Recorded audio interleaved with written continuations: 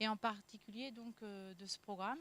Donc je vais intervenir avec le soutien de Didier Tranchier, qui est notre responsable de programme et qui sera disponible pour répondre à vos questions s'il y en a et si je n'ai pas apporté le niveau d'information suffisant. Donc je vais commencer cette présentation par un petit cadre général sur notre programme. À la suite de mon intervention, celle pour qui vous êtes tous venus, donc Marie Holm, vous fera une masterclass sur la façon, donc en anglais, sur la façon d'ouvrir son esprit pour être plus créatif et comment être source d'innovation. Alors notre programme est un executive MBA, donc destiné aux cadres dans les entreprises qui veulent booster leur carrière et prendre des fonctions de direction dans des entreprises qui sont confrontées à des enjeux liés à la transformation numérique. C'est donc un executive MBA comme les autres executive MBA, donc, qui est accrédité par l'association des MBA, donc l'AMBA, et en même temps avec une coloration un petit peu différente des autres MBA classiques, tels que sont proposés par les autres écoles de management, avec donc un positionnement unique en Europe sur résolument, comment tirer parti résolument de l'innovation et de la transformation numérique. Donc l'idée, c'est aussi bien de maîtriser les enjeux plutôt organisationnels et managériaux de ce que peuvent apporter les technologies de rupture dans les entreprises et dans l'économie. Donc d'une part en maîtrisant les nouveaux modèles, mais également en réussissant à estimer et à se projeter dans les nouveaux marchés qui peuvent être générés par ces innovations. C'est un programme qui est donc porté par Ecole de Management qui appartient à l'Institut Mines Télécom. L'Institut Mines Télécom, c'est donc un ensemble d'écoles d'ingénieurs qui représente un réseau de plus de 100 000 alumni, avec des alumni très prestigieux. Et donc c'est le plus grand campus en France d'anciens élèves. On a 13 incubateurs à travers toutes les écoles d'ingénieurs qui permettent justement d'appuyer cette démarche résolument tournée vers l'innovation. Et vous voyez le parrain de la promotion actuelle, donc Franck Cadoré, qui est numéro 3 des SFR, qui est venu, entre autres, la semaine dernière, soutenir les élèves de notre promotion et les faire un petit peu travailler sur le cas numéricable, donc qui était un cas un petit peu d'actualité.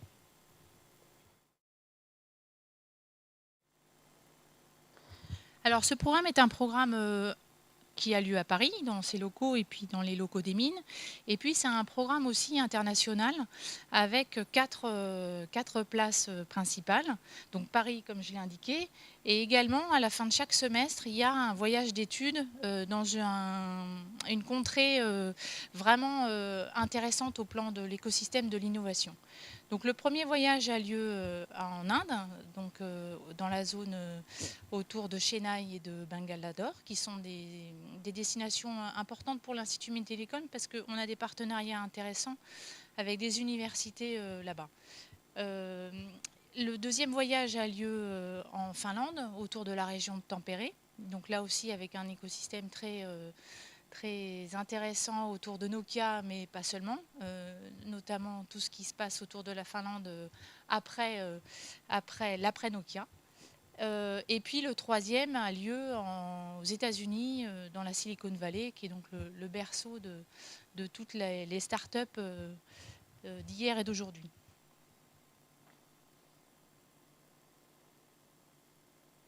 Donc le principal, ce que je voulais rajouter, c'est que le principal objectif de ces voyages est de découvrir un système qui est lié à l'innovation, donc avec des rencontres multiples, donc des partenariats académiques, je l'ai dit, au niveau universitaire, des partenariats également avec des entreprises qui sont les fleurons des industries dans ces endroits-là, et également avec des rencontres avec des startups et des équipes de recherche pour imaginer les enjeux de demain dans ces pays-là.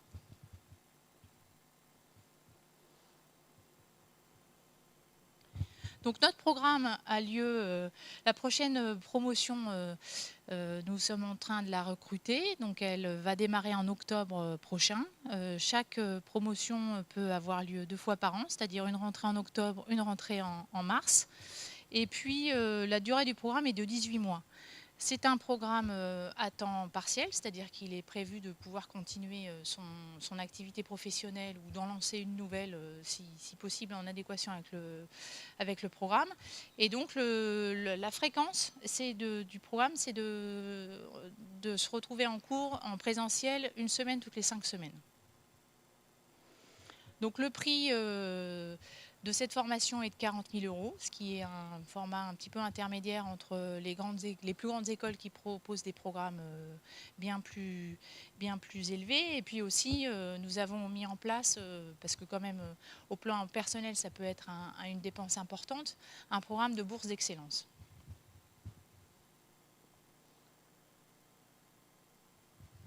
Donc le format, donc trois semestres. Le premier semestre, c'est Building the Digital Economy. Donc le principe, c'est vraiment d'appréhender les basiques pour comprendre l'économie d'Internet, l'entrepreneuriat et donc les nouveaux marchés. Le deuxième semestre est un contenu plus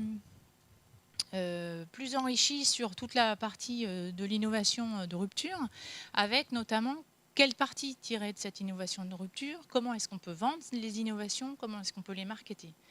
Et le troisième semestre est plutôt un semestre sur la création de valeur autour de ces innovations, notamment au plan de la stratégie et de la finance.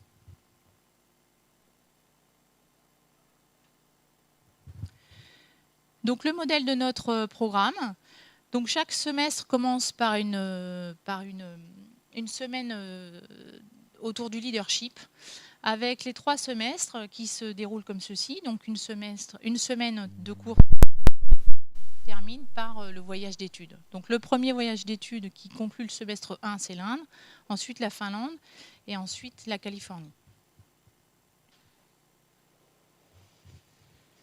Alors les intervenants de notre programme sont composés d'un tiers de personnel académique qui sont issus des écoles de l'Institut Mines Télécom. Donc il peut y avoir des chercheurs et des professeurs de Télécom École de Management, mais aussi de Mines Paris-Tech ou Télécom Paris-Tech, entre autres.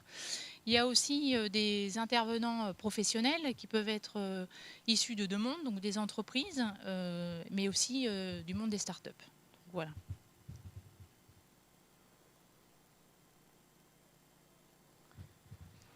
Donc là aussi un réseau d'entreprises qui nous suit, qui sont essentiellement des partenaires issus de la Fondation Télécom, mais aussi de l'Institut Mines Télécom, des acteurs qui interviennent aussi dans nos incubateurs. Et puis, donc, je l'ai dit, SFR, par l'intermédiaire de Franck Cadoré, qui était notre parrain de la première promotion. De façon générale, je vais laisser la parole à Marie et puis ensuite, donc vous savez qu'on a l'habitude de terminer par un petit cocktail. Vous pouvez nous rencontrer, donc Didier Tranchier, il y a aussi Myriam Benhamid, moi-même.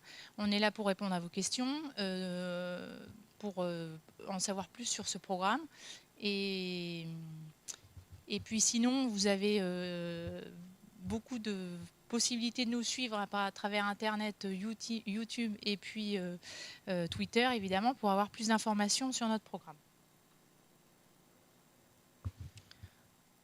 Donc, je vous remercie. Est-ce qu'il y a déjà des questions ou est-ce qu'on en parle plus tard? Bon, merci à vous. Marie, je vais te laisser la parole.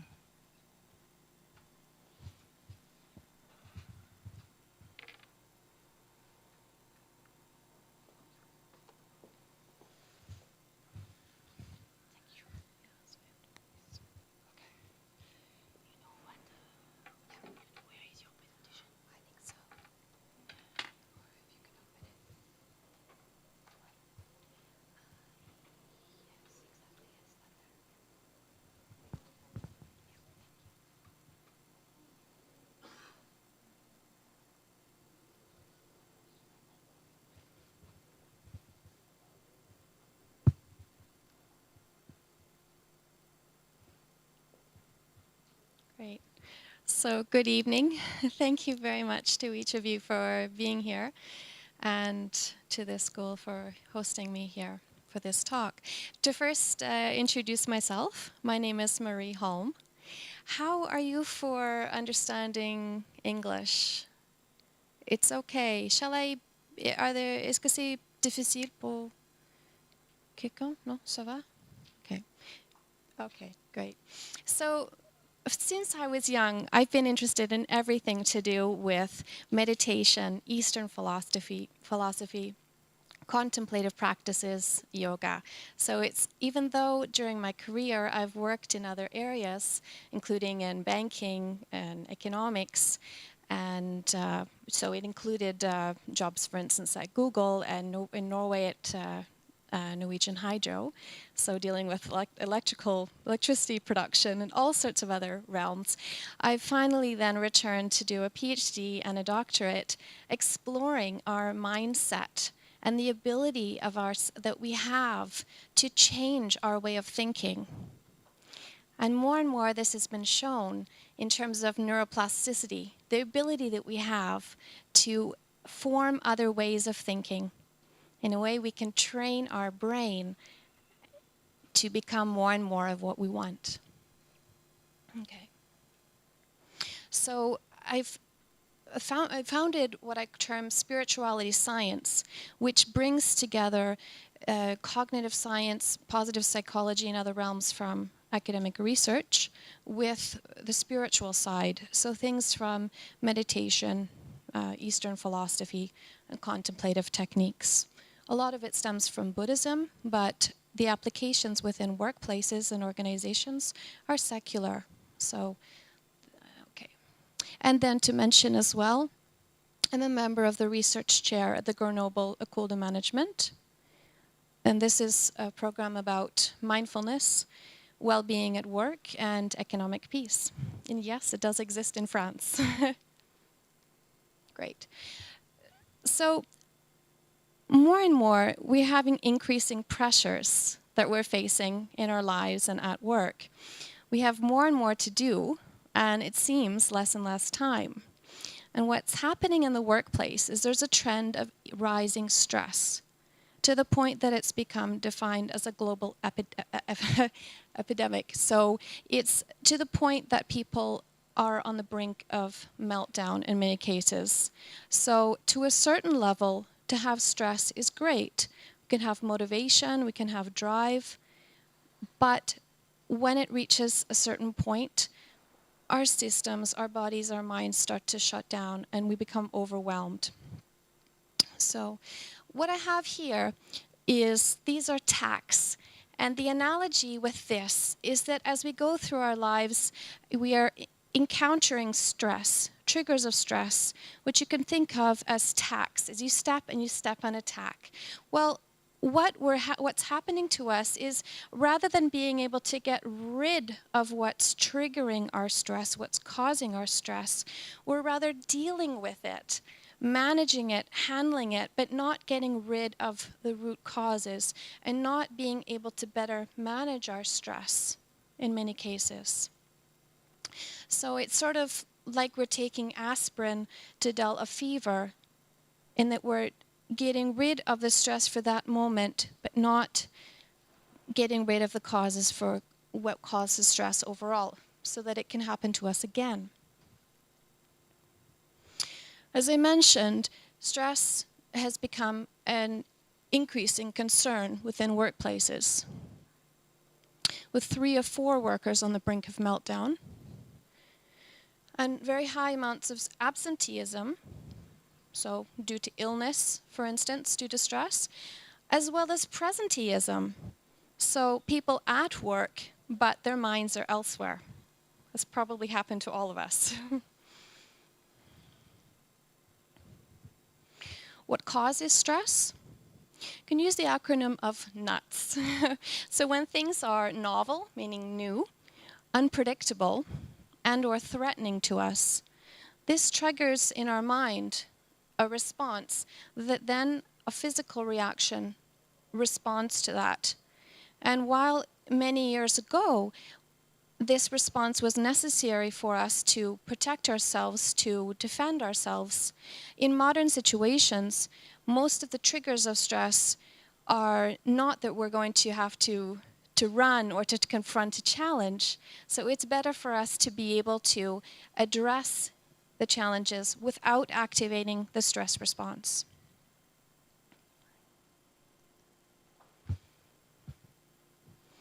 So when the stress response is triggered, or the fight or flight response, the sympathetic nervous system responds in the body.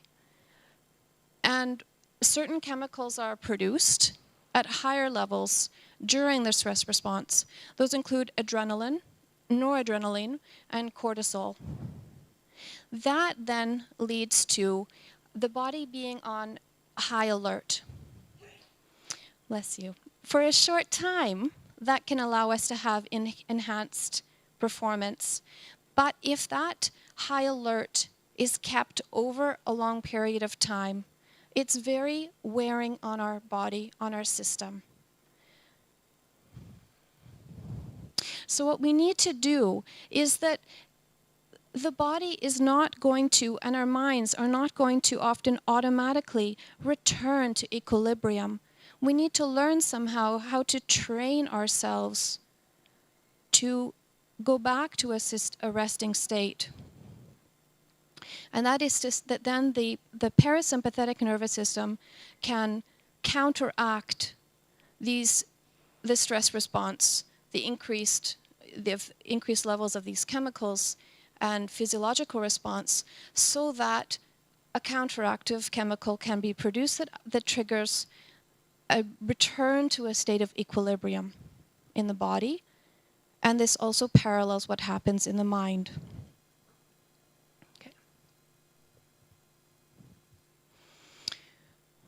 One way that's been looked at of returning to equilibrium is the relaxation response that has been evolved from Herbert Benson, which is looking at using deep breathing and visualization techniques to calm the breathing and reduce the heart rate and muscle tension. Now, this can be useful. However, what I ultimately want to provide is a way for us to cultivate a resilience or an equanimity, so that instead of the stress response being triggered, we can, as much as possible, avoid it being triggered in the first place. And I will explain how this all links in with innovation. And the pathway to innovation is creativity. And the way to be creative is to be in the best possible mindset. When you are stressed out, when the stress response is activated, it hinders your ability to be creative. And without creativity, then there's not innovation.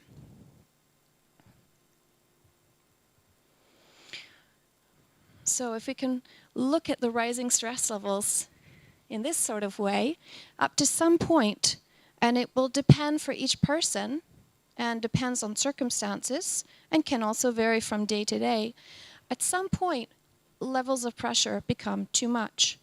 And as I mentioned, well, there's no relax key on our keyboards for those of us working on computers. So looking at other options of returning to a state of equilibrium, so that our optimal levels of well-being and creativity can return. What I'd like you to do at this moment is to please speak with the person beside you or the people around you about the different things in your life that trigger stress for you. What makes you become stressed? And then what do you do to return to equilibrium? Is it your children that make you lose your mind, you could say? Or is it a boss that's putting too much pressure? And then perhaps there's things like taking a walk in nature, or taking your pet for a walk, or for instance. So I'll give you a couple minutes to please speak with the person around you or beside you about what triggers stress, what causes stress for you, and how do you manage stress? How do you deal to reduce stress?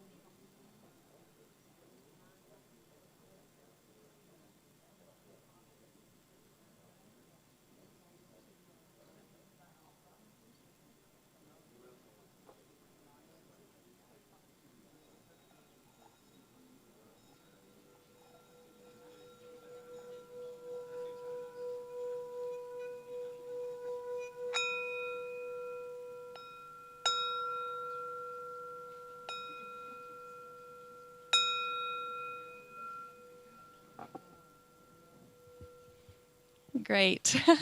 It's an easier way to get people's attention again. So, would anyone like to share what they came up with?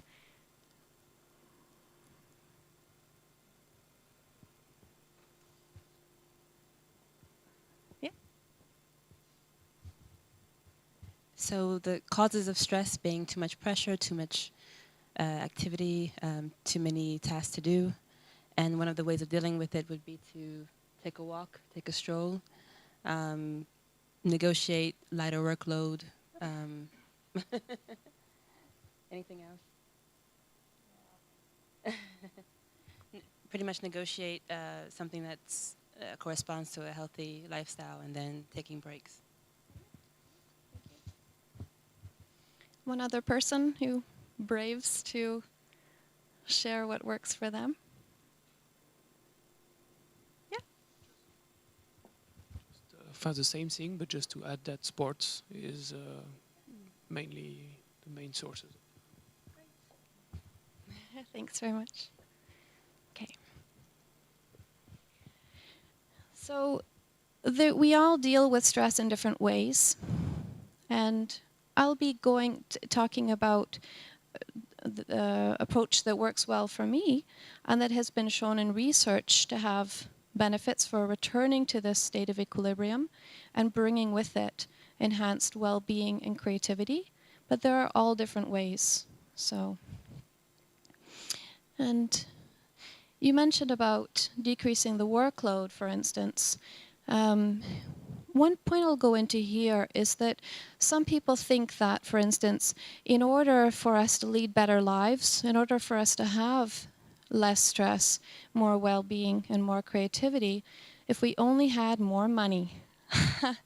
But in fact, above a certain level, increased income has not been shown to lead towards a better situation. It has more to do with having our innate human needs met.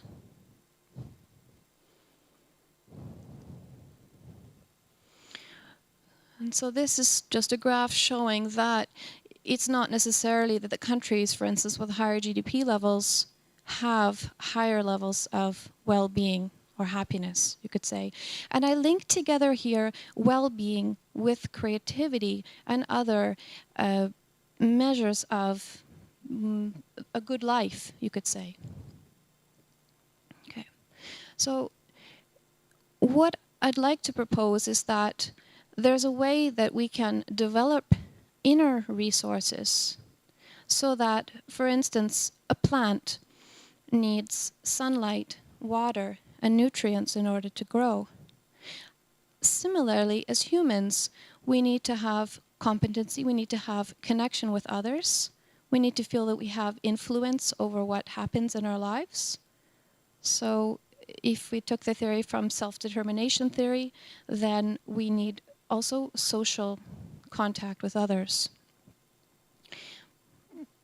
So there is a way, I would say, that we can develop inner resources so that even when the circumstances are not ideal, such as when there's too much pressure on us, we can be able to deal with that because of cultivating an inner strength, a resilience, a sense of equanimity.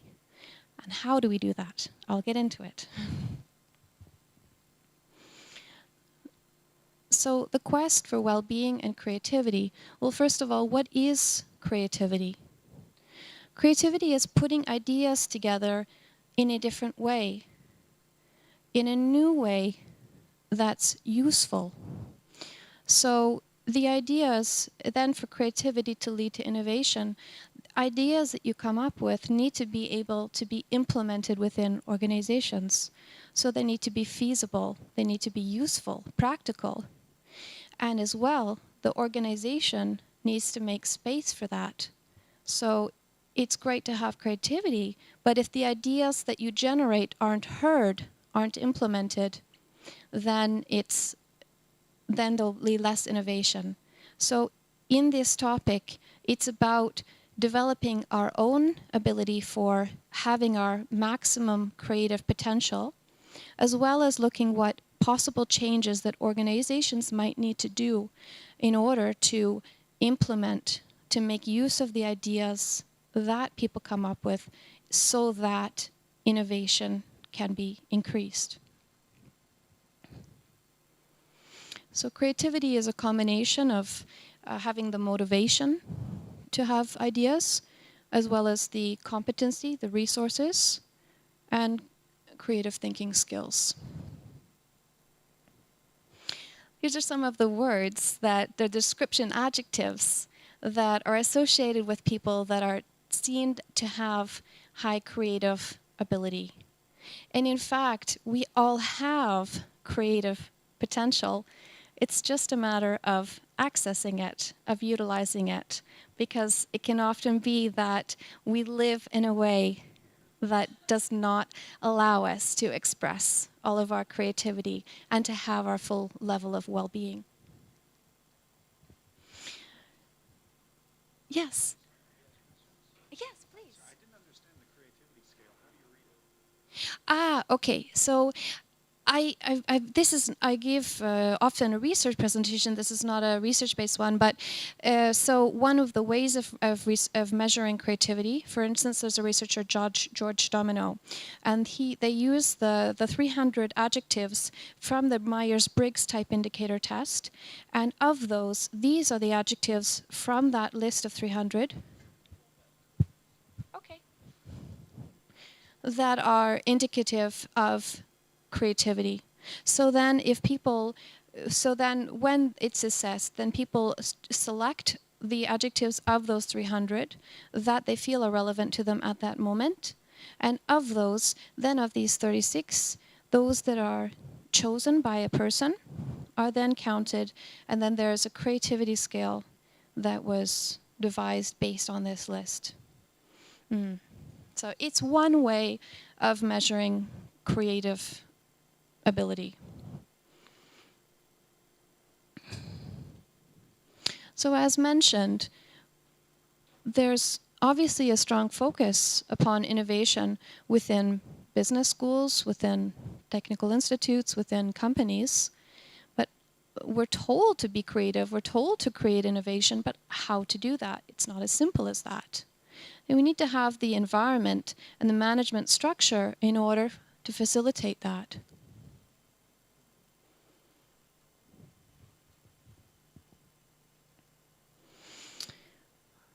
So, as mentioned, creativity involves looking at things in a different way. And instead of it being for creativity being something that has to be forced, it's something that I'd like to look at of being in a state of allowing creativity. Okay. Then when there is higher levels of creativity, innovation can be higher because ideas can come from employees at all levels, from all of the individuals in an organization, as well as greater entrepreneurship can result. Okay. So what I propose is that there is an alternative to what we often tend to end up being like in our daily lives. So a habitual mindset, a traditional mindset being that we continue along in this stressed out way, hyper-connected with digital devices, lacking sleep, lacking a sense of calm and connection with ourselves and a sense of calm and such. So the alternative to that are states such as mindfulness, paying attention fully, non-judgmentally in each moment, and positivity, for instance, and flow, which I'll go more into.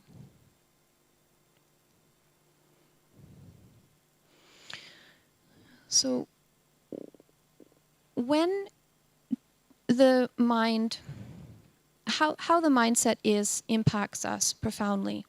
For example, when the mind is in a positive state of mind or even neutral, when it's positive, the brain functions better than at neutral and negative. And also then allows for increased well-being and other benefits. So there's a possibility of heading up on an upward spiral instead of on a downward spiral that stress could cause.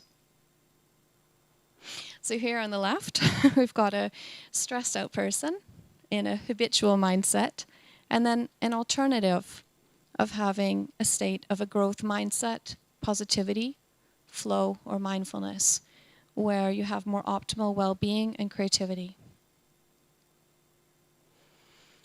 And I'll just describe briefly several of these mindsets, and then we'll look into how we can cultivate them, how we can develop these mindsets so that we can have more well-being and creativity that can lead to higher performance, higher innovation, and other benefits.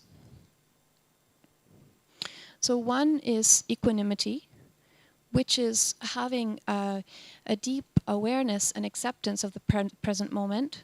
So rather than riding on a roller coaster, you can handle better what you encounter in life.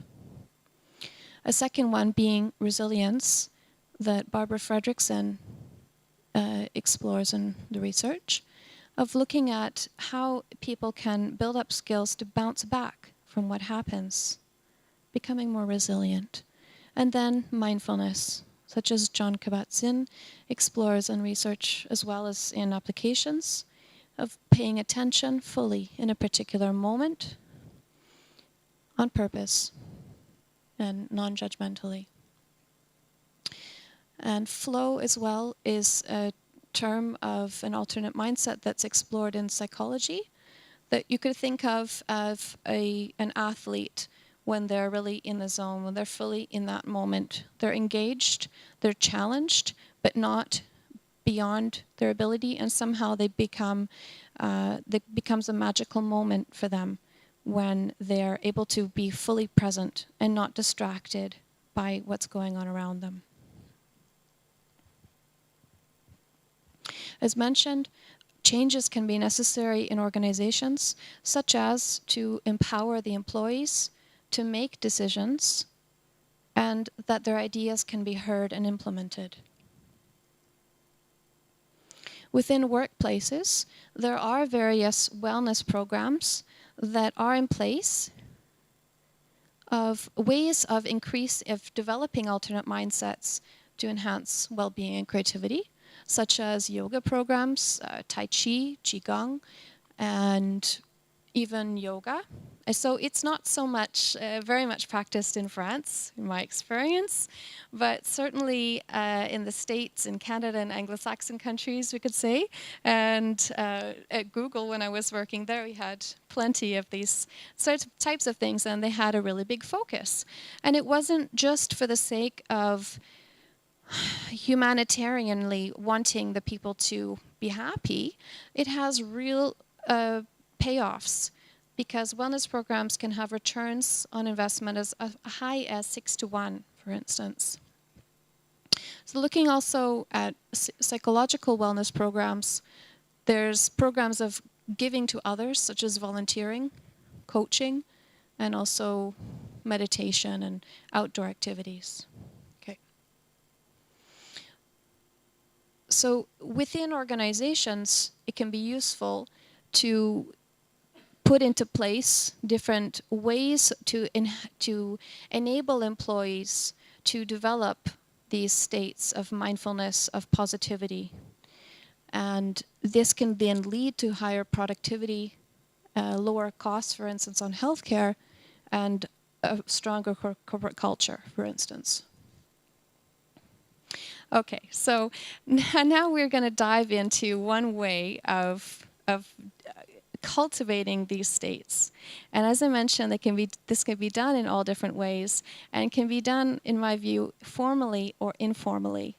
So it can be a practice that you go for a walk 20 minutes a day, but it can also develop into something that in a moment you can pull your attention back, and you can bring yourself back into a fully present and, I could say, peaceful and optimal state of yourself when you're relaxed and fully focused. Okay. And then, so as I mentioned, it can be done as a formal practice. We'll do just a short version of it. So meditation, contemplative techniques is my specialty. So we'll dive into that. So I can use the analogy of a musical instrument, and that the mind works best when it's tuned. So when for instance, a guitar string is too loose, then you have a sound too low. When it's too tight, then the sound goes too high. So the magic happens when the mind is perfectly tuned. So not too restricted and not too lapse as well. And we'll actually play a clip that's going to guide us through a short 1-minute meditation. So this will be a nice light version. So from the back, you'll give me a hand for... This clip will give you the instructions of it, and then a 1-minute experience of meditation. Any questions before we start this? I will give time afterwards for discussion.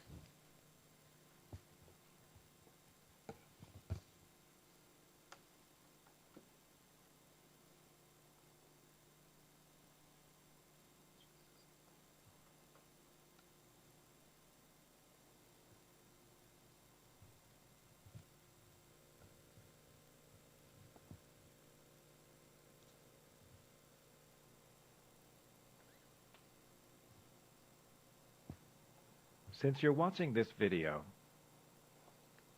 I'll bet you want to meditate but don't have time. Maybe you've tried to meditate but had some trouble. Maybe you had a wonderful experience meditating over there, but just can't find that same feeling over here. Well, my name is Marty Borison, and in this video I'm going to introduce you to the technique of 1-moment meditation. Then you can meditate whenever you need to. Like when you're feeling stressed. or feeling angry. Maybe you're having trouble sleeping, or you're feeling anxious.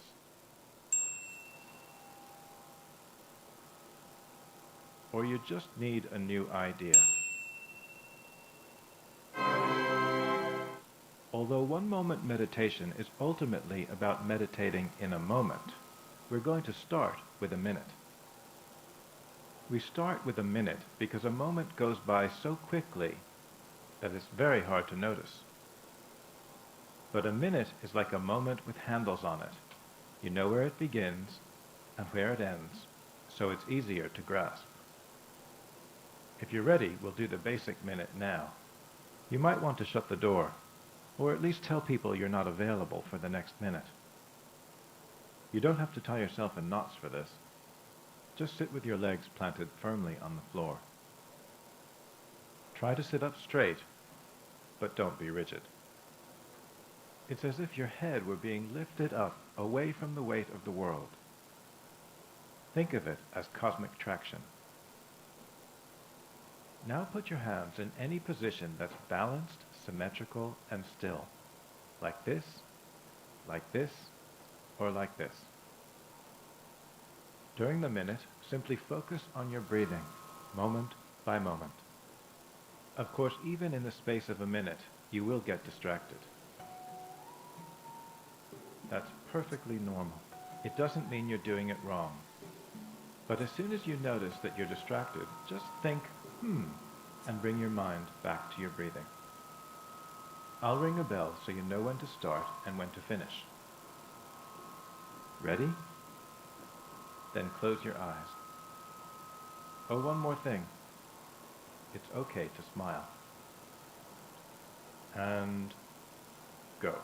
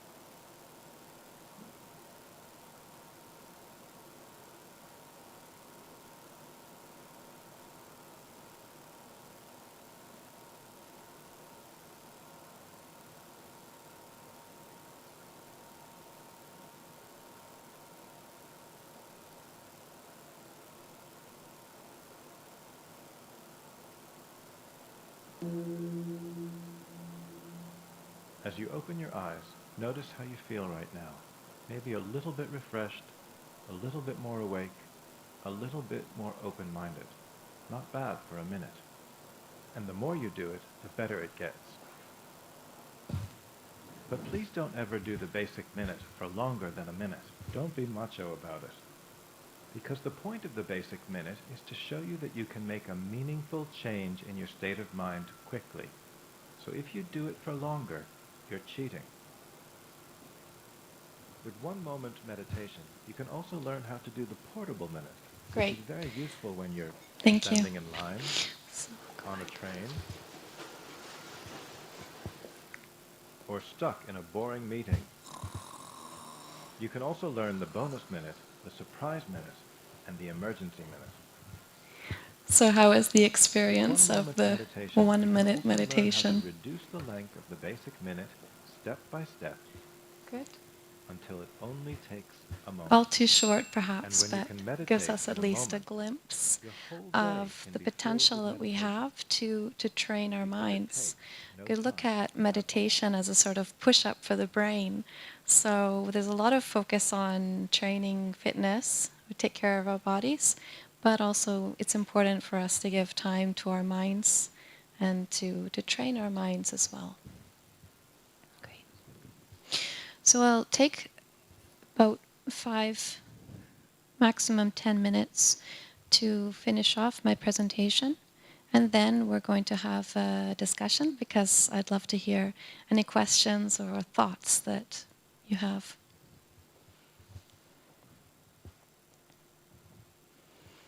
Okay, so there are ways of measuring quantitatively our levels of well-being and creativity. I mentioned before for the creativity, this is one way of measuring well-being, but we'll go on to the more engaging things. So, yeah, so there are different forms of meditation, different contemplative techniques that we can use, such as mindfulness meditation. So the one that you did now is mindfulness meditation, of bringing your mind back to a focused point. But there's, for instance, mantra meditation or other different visualization techniques that you can use. That's often common for athletes as well, to visualize things, because the mind in some ways does not even know the difference between what you tell it and reality. So if you cultivate a sense of looking on the brighter side of life, for instance, a more positive state, a more open mind, that is what will develop in you. Literally, the pathways in the brain change depending on your thoughts. As an academic researcher in this field, it's interesting for me to watch the merging of the contemplative techniques with fields such as psychology. And more, there's more a common base being found. You see here Richard Davidson, who's a very well-known neuroscientist in the States, shaking hands with His Holiness the Dalai Lama. And in fact, the Buddhism, for example, adapts their systems, their beliefs, in following with scientific findings. So there's more and more parallel between these fields, and more collaboration across various disciplines.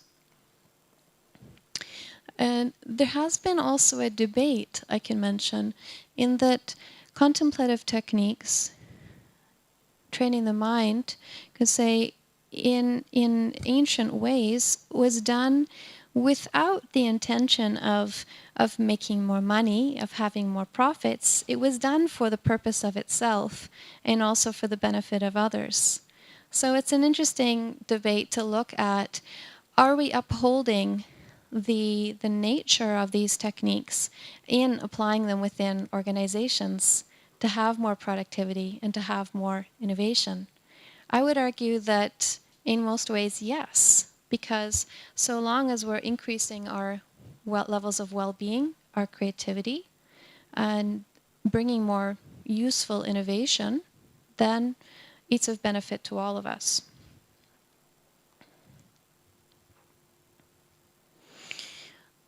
So what I'd like to hear then from you is, at this point, are questions you might have, input, ideas even, as well as your experience of how could you apply this in your life or in your job, in your career, and what challenges might you be presented with in doing so?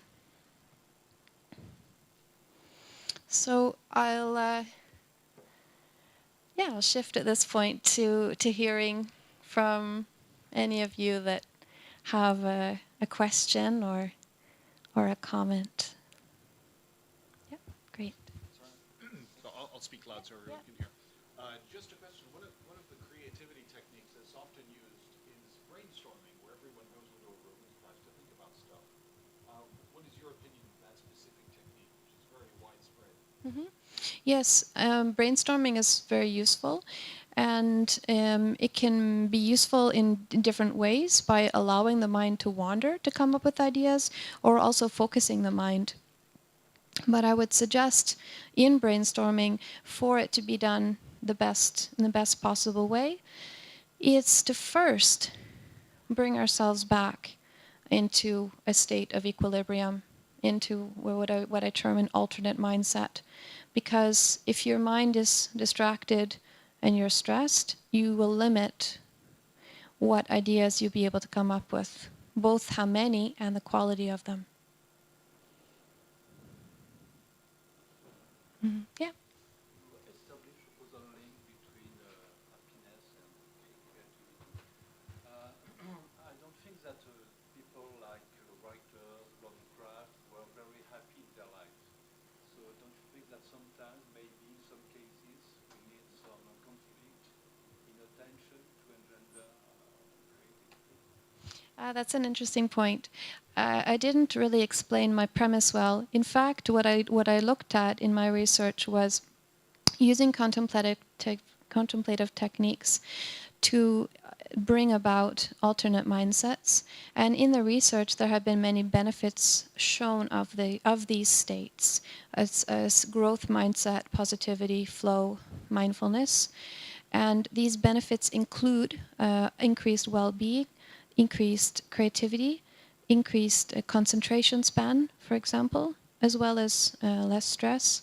So it's for not a causal link from well-being to creativity, but rather by being in these states that we can better utilize our creative potential and have higher levels of well-being.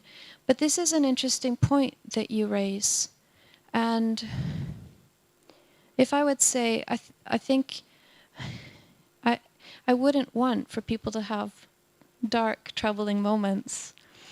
Perhaps all of us do, but maybe creativity can come about in a way when the mind is in a positive state, because actually then it can perform better. So somehow maybe this writer's angst can happen, but yet still in an alternate mindset. But I'll think about this further. Because I think I'm a little bit afraid sometimes that this cool attitude, the Californian, okay, all people are nice, and the life is not so predictable. Oh, I know this well. I understand. And but at the same time, if somebody is stressed out and angry, for example, when they then encounter other people, that then translates, that then goes over to the other people, right? And so what I'm saying is that it's useful for us to do the best that we can to put ourselves in the best state of mind so that actually we can handle more without it upsetting us. Train broke down, can't get a flight until tomorrow, there's an earthquake and such. So it's not to ignore the difficulties and the challenges, it's to learn to overcome them, to transcend them, I would say. Mm-hmm. I would say there's a difference for me in this case, where it's rather an urgency to express something or to release something, rather than create something from scratch. I would say, like the angst of the writer, or I don't know. Sometimes you can create an art, but not from creativity, but from the urgency to express something, to release something.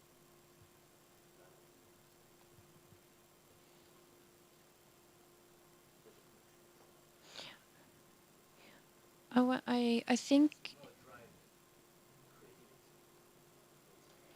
I would say it would be perhaps both, because if you look at the concept of flow from psychology, in order to achieve a flow state, you have to be engaged, you have to be challenged to the limit of your capabilities.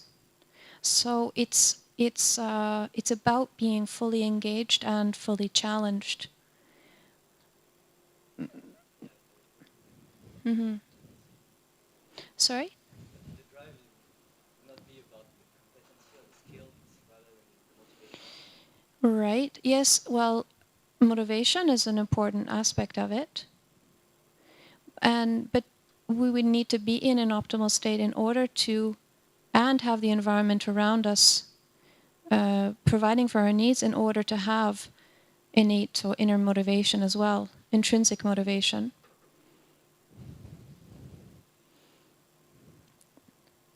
Yeah. Yeah. Just a thought as well on creativity in general. Mm-hmm. Do you believe that you need to be in an environment that is going to accept failure in order for creativity to be more present? I'm thinking of that within the realms of innovation. I mean, if you look towards sort of percentages of venture capitalism and amounts of venture capitalism in different countries, and if you compare that to the cultural willingness to accept failure, do you see any patterns?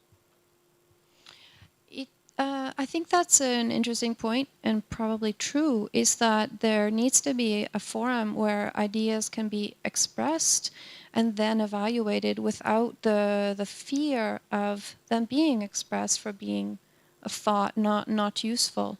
So That's a little bit different. yeah. That for me is the fear of rejection. Mm-hmm. It's not an acceptance of failure, a willingness to take a risk and accept failure. Right. Okay. So to having the failure, the ideas implemented and then have failure. Well, that's also a bit different because the best situation would be for the best ideas to be implemented. Perhaps ideas end up being implemented that end up being failures because the process of coming up with ideas and evaluating them is not optimal. Sure, not every idea is a winner. And that's okay. Yes. Yeah. Yeah. So you mean that it needs to be a scope so that the ideas there can be room also for failure? Sure. Mm-hmm. That in nurturing an environment where if people do fail, if something isn't the winning idea, then it's not a catastrophe, so that people aren't afraid of the rejection, Mm-hmm. afraid of the failure, and willing to go for it. Yeah, okay. Oh, sorry. Sorry, I wasn't speaking loud enough. So I was just talking about the willingness to accept risk and not fear rejection as part of creativity as well. Yeah, I think it goes beyond creativity into the applications of ideas. Yeah, I think what your point is useful, that you need to have a scope where you can have failure without the fear of this. Yeah, it's something I'll be interested to discuss afterwards as well. I haven't. Yeah, that's something that's a useful point. Yeah. So I understand from your presentation that making much money is not good for happiness, which I would like to discuss with you afterwards. But my point of view is it seems that meditation is maybe getting away from technology and getting away from stress and many things that is part of our life. And I was thinking how to make money from your idea. And I liked, in fact, your relax button, because I thought maybe we could have, connected objects that would measure the level of stress. And each time the level is above a certain level, then you would have to do a 1 minute meditation. And so that you can control the level of stress, you can create, you can also do it by group. What do you think of making money out of your ideas? Well, ironically, the purposes of these techniques and mindsets can be used towards helping the bottom line of companies, towards greater profits. It's just that if they're practiced with that intention, you might not. That might not result. The thing is that when you're motivated by money, that influences what you do. But if you can, perhaps take money out of the question and have ideas come up that can be useful and applicable for the best possible solutions for companies, which incorporates economic decisions. It's just that that then it can allow people to access all of their creativity rather than limiting themselves to a certain objective. I feel lacking in describing this somehow. But if you look at the countries in the world, such as Norway, where I'm half Norwegian, I've lived there many years, generally people there have great, strong economics.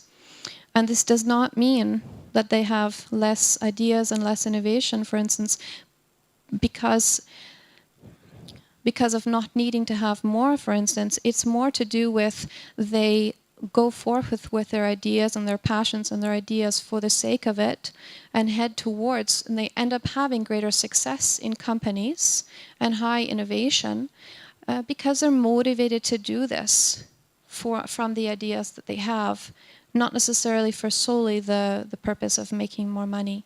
But that is ironically what often results. Sort of a paradox. But it could be useful to have a stress button on our computers. I have a comment for both of your points. Money is, I think, what we didn't associate with in the conversation of money is that money is not a bad thing. Just because you have money doesn't mean that you're going to be unhappy. And in fact, money buying or paying for things is an exchange of energy. And a lot of what we're talking about is balancing energy, right? And many times you find that the people who are successful at what they do earn more money, right? There's a powerful exchange of energy that's happening there. So I don't think there's anything wrong with earning money for a wonderful idea that you have. And in fact, I think that is highly encouraged. Do I think that it will make you more happy? No.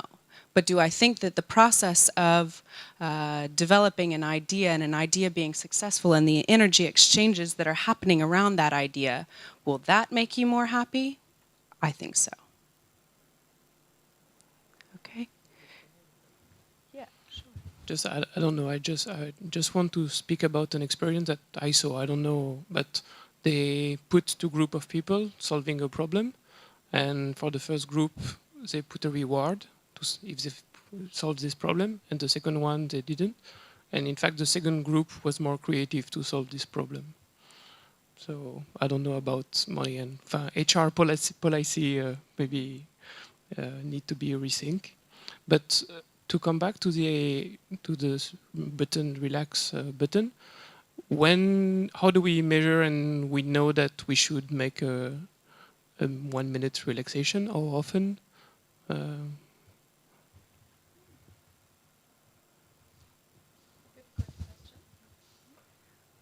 That's a good question. Well, how do we become? Maybe that also has to do with learning to become more aware of ourselves and our states, and learning when to recognize when things are becoming too much for us. As humans, we have what's called meta attention. So we have what our mind pays attention to, and we also have ability to watch what the mind pays attention to and to guide that. So I would say that it's about learning to recognize, learning to watch the mind and to guide the mind.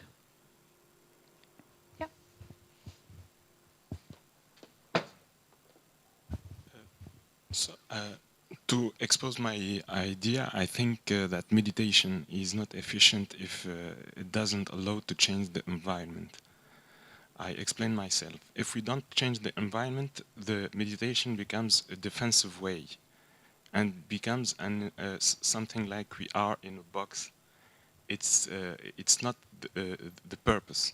So if we cannot change the environment, we have just to change of the environment, to go away and go to other environments that allow you to meditate, to change things, all that to say that meditation can be efficient if it's seen as a managerial way, not an individual attitude. I think that's the purpose, that's what you are saying here. So because when we are in a group, there are conflictual interests. These interests, it's inevitable that will make the only goal of the group is to impose ideas, is to get the parts of the interest, and meditation has nothing to do in that way. If the managerial orientation doesn't make the group to evolve, meditation is not efficient.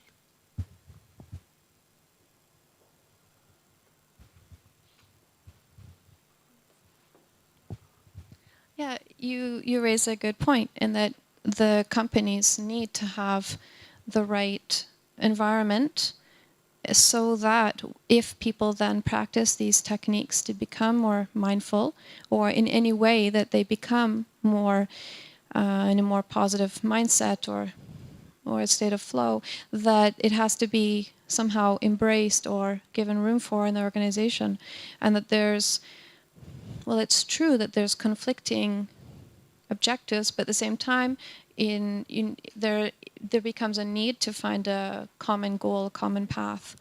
I would bring in a factor of that when one person unfolds these states in themselves, it can also influence other people. So that could be a way that when people become more and more mindful, more present, more aware, and in the present moment, then less distracted, that can lead to this developing in other people around them. But at the same time, it has to do with the structure of organizations. And if you are at a lower level, for instance, of a hierarchy, it could be very difficult to feel to have any impact. Yeah, it's an interesting area also that I'd like to explore more. Yeah. Thank you. I'd like to share my experience because I'm quite in line with, I don't know your name. So I'm a creative director. I'm supervising hundreds of creative people. And actually I was working in France for a long time, and now I'm working in Finland. And when I was working in France, I tend to have the impression that handling the stress is the responsibility of each employee, and the company will train and give you good training to explain, maybe meditation, different things. And actually, for instance, we were discussing about things that were stressing us, like receiving hundreds and hundreds of email. And I remember a meeting when I was working at Ubisoft. I was receiving really 200 email every day, and at some point they just offer me a new BlackBerry because it will help me to be more connected, so I would be more efficient. And we started to try to discuss, to address things, and I realized the more we were receiving ways to be connected and more different things to handle the stress, the more the organization was handling the stress.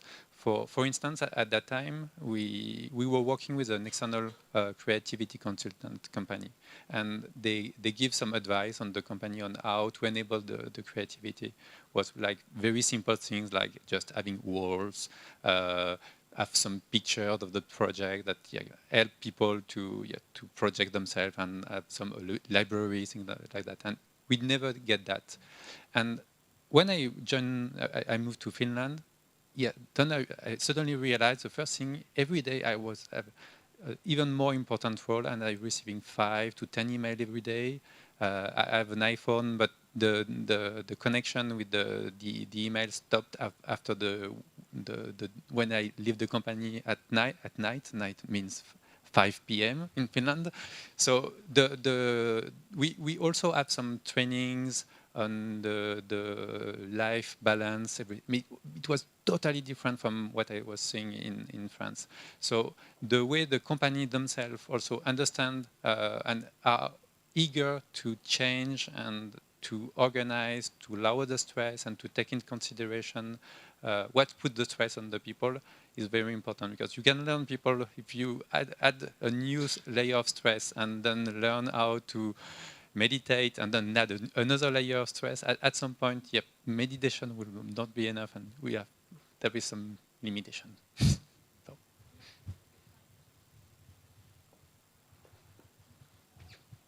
Thank you. Yeah, it's very true, the different working environments in the Nordic countries and in Finland compared to France, and then again in the States. So I'm evolving towards some sort of blend of that, or how these techniques that are so popular in American companies, for instance, can be put into place somehow, or the ideas, the concepts, so that people can give their best selves and have the best career possible for themselves, and not be have to have less constraints, and to have, you could say higher, well, the basic way of saying it is having higher well-being and creativity, but it's really about evolving in your personal development and in your career in the best possible ways. So it's a challenge across cultures as well. How are we for time? Yeah, finish or? Yeah, okay. Are there any last comments or questions that are burning to address, or shall we move on to the cocktail? Yes, okay, great. So thank you very much in this discussion, and enjoy your evening.